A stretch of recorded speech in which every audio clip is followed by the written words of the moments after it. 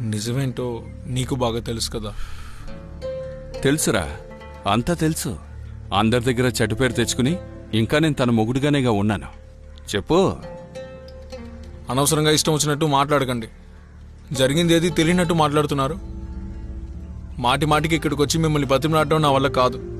మీ నిర్ణయం ఏంటో త్వరగా చెప్పండి. ఎరా, నేనా నిన్ను ఇక్కడికి రమ్మన్నానా? ఊపుకుంటూ వచ్చేసాడు. పొగరబోతు మాటలొకటే.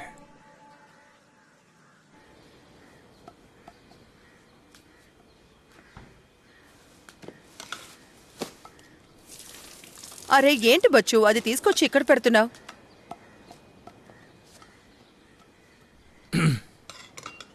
ఇవాళ బావని కలిశాను. ఇక నుంచైనా జాగ్రత్తగా ఉండు భూషారా.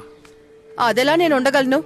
హా, అన్ని విషయాలు తెలిసే కదా వద్దని వదిలేసి వెళ్లారు. ఇప్పుడు నేను వెళ్ళి ఆయన కాలు పట్టుకోవాలా?